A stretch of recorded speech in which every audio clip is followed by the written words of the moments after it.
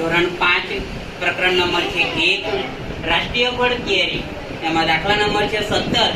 એમાં આપણને કોષ્ટક જોવાના છે કે નીચે આપેલા કોષ્ટકના વિગતના આધારે પ્રશ્નોના જવાબ આપો।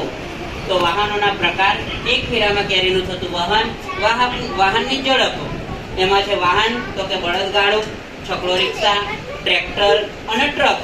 એમાં 200 કિગ્રા વહન કેરીનું વહન કરે છે, 700 કિગ્રા કેરીનું વહન કરે છે, 1000 કિગ્રા વહન કરે છે અને 600 કિગ્રા કેરીનું વહન કરે છે। એમાં 5 કિમી, 15 કિમી, 25 કિમી અને 45 કિમી આ વાહનોની ઝડપ છે। એમાં પહેલા ક્વેશ્ચનની અંદર આપણે પહેલા દાખલા પર જોઈશું। પહેલા પ્રશ્નની અંદર તો કે બળદગાડું 3 ફેરામાં કેટલી કેરી લાવશે? તો આપણે જોઈશું કે 200।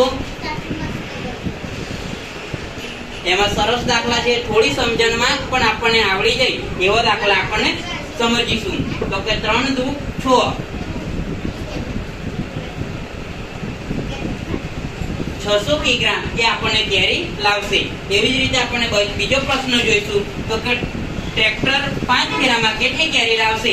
તો કે ટ્રેક્ટર જોઈશું તો કે ટ્રેક્ટર 1000 કિગ્રા છે, તો આપણે લખીશું 1000 કિગ્રા ગુણ્યા 5।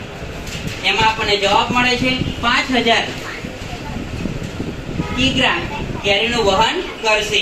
એવો બીજો જ પ્રશ્ન આપણે જોઈશું તો કે છકડો રિક્ષા 4 કલાકમાં કેટલું અંતર કાપશે?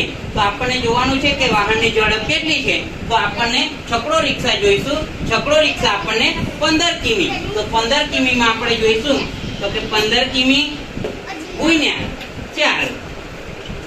તો આપણને જ્યારે ઘડિયાળની સાચી સમજણ હશે તો આપણે દાખલા સરળતાથી ઓળખી શકીશું અને લખી શકીશું। તો કે 15 ગુણ્યા 4 તો કે 15 ચોક 60 કિમી। એવી જ રીતે નીચે બીજો પ્રશ્ન છે કે ટ્રક 2 કલાકમાં કેટલું અંતર કાપશે? તો કે ટ્રકમાં પણ આપણે કિમી જોઈએ તો કે ટ્રક 45 કિમી છે, 45 ગુણ્યા 2 કરીશું તો કે 45 ગુણ્યા 2 કરીશું એટલે આપણને 90 કિમી મળી જશે। એનાથી આપણો એક બીજો ક્વેશ્ચન છે કે બળદગાડું 70 કિમી અંતર કાપવા કેટલો સમય લેશે? તો આપણને જોઈએ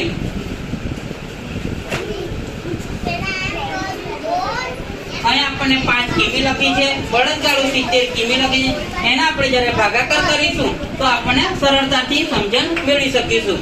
તો કે 5 એકા 5, 7 માંથી 5 જાય તો 2 ઉપરથી ઉતાર્યા 0। હવે આપણે જોઈશું તો કે 5 ચોક 20। તો આપણે સરળતાથી દાખલા કોષ્ટકના પ્રમાણે આધાર પ્રમાણે આપણે દાખલા સમજીશું અને શીખીશું।